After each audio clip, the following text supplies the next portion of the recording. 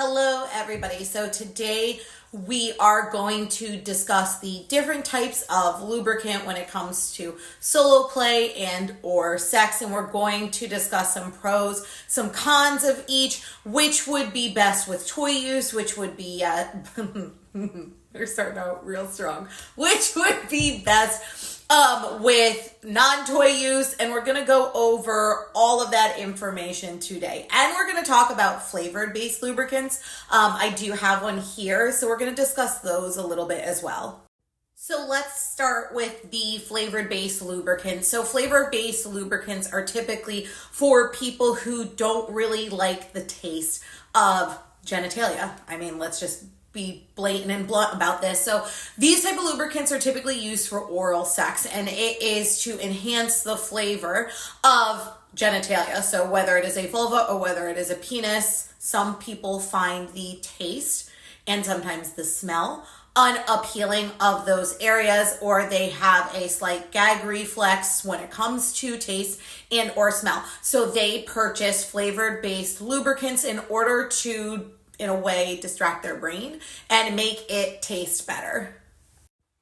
This one is strawberry, but they come in a variety of flavors, and there are pros and cons obviously to all of these. Pros is that if you do not like giving oral sex because of the taste of your own saliva and or the taste of genitalia, these are a perfect alternative to be able to use to give it a bit more flavor, make it a little bit more appealing to those who don't like it. The cons of this is obviously when you're putting a flavored lubricant on your genitalia, there is a possibility that you may have some type of reaction to it because of the flavoring and or the chemicals involved. So they aren't necessarily the best for sensitive skin, but every single person is different. So just make sure if you are going to use a flavored lubricant, you have the discussion with your partner first and let them know this is the lubricant I'm going to use.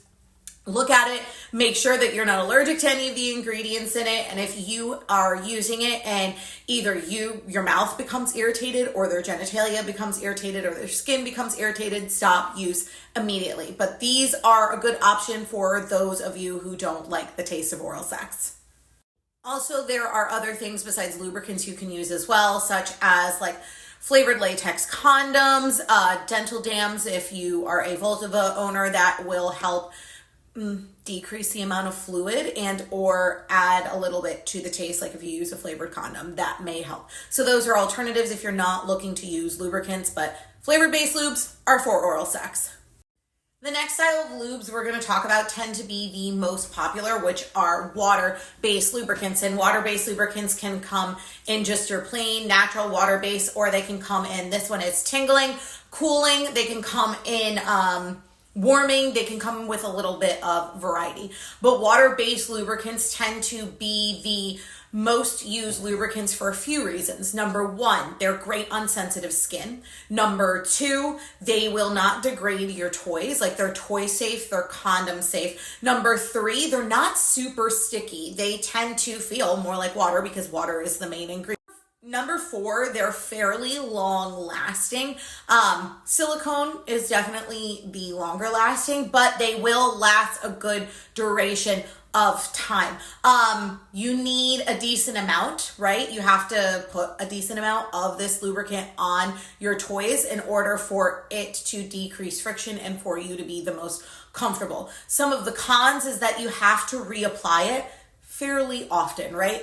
Versus silicone-based lubricant, water-based are going to run out a little bit quicker. So if we're looking longevity-wise, this one is kind of long. If you use a silicone-based lubricant, that one tends to be much longer. But I think that's really the only con of water-based lubricants, because they are super great for sensitive skin.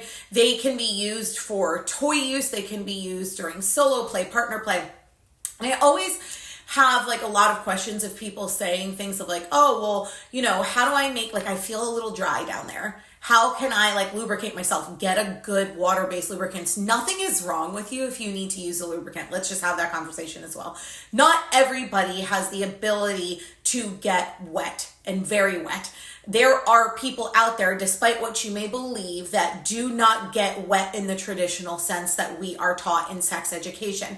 There are people who can be fully aroused and not be wet down there at all. So the problem with this is that this can cause friction. This can cause them not to be able to enjoy penetrative sex because they cannot get naturally lubricated themselves. Lube is your best friend. Do not be afraid to use lubricants. It means nothing about you if you need lubricants. I use lubricants all of the time, even when I am naturally lubricated. Why? Because they help decrease friction and they ensure that I am not going to get hurt or I'm not hurting myself by trying to push a toy inside of me that is just not ready because my body isn't ready for it. Also, lubricants for anal sex always. Water-based and silicone-based are typically your best lubricants for anal sex. So make sure that you're always using a lubricant for anal sex. The second most common style lubricants, and I honestly don't own this lubricant, I don't have it here, is a silicone-based lubricant. So why don't I own one? Because typically with silicone-based lubricants, if you are using a silicone toy, they can cause the toy to degrade over time. And therefore, I don't use them because, as you can see, I have a lot of toys. I use toys often during solo play and partner play. Therefore, I would rather go for a water-based lubricant to ensure that my toys do not get damaged. But silicone-based lubricants do have their pros. For example, they're very long lasting. You probably only need to apply a silicone-based lubricant once during solo play and or partner play and or anal sex typically. If versus a water-based lubricant, depending on the duration of your playtime, you may have to apply it twice versus once. Silicone-based lubricants tend to be very sticky. This is because they're made of silicone, which is very slippery. They are the slipperiest, is that a word? Sure. Lubricants that you can use. Silicone-based lubricants are typically great to use in shower play, bath play, anything along those lines. Water-based lubricants aren't. That's because water is going to wash off water. They're going to dry up fairly quickly, while silicone-based lubricants with water won't do that at all because basically oil and water, they don't mix. And so silicone-based lubricants are best to use with any type of water play. Pro of silicone-based lubricants is typically they have no smell, no taste. They are hyperallergenic, so they're good as well for sensitive skin. Silicone 10 times, can't speak today. Silicone-based lubricants are not the best to use when we are talking P&V style sex because sometimes they can trap bacteria in through the lubrication. So if you are doing P&V sex, you know what those stand for. I would go water-based over silicone-based. Silicone-based lubricants are more expensive than water-based lubricants. They can also sometimes stain your sheets and your clothes. We're gonna get through this together, guys. We're gonna get through this. There is also oil-based lubricants, which I think are the least popular type of lubricants, and there are a few reasons behind this. Well, number one, the pros are they're super long-lasting. They are very long-lasting. However, they can clog your pores. They can stain your sheets. They can, what's the word I'm looking for? You can, they feel really oily.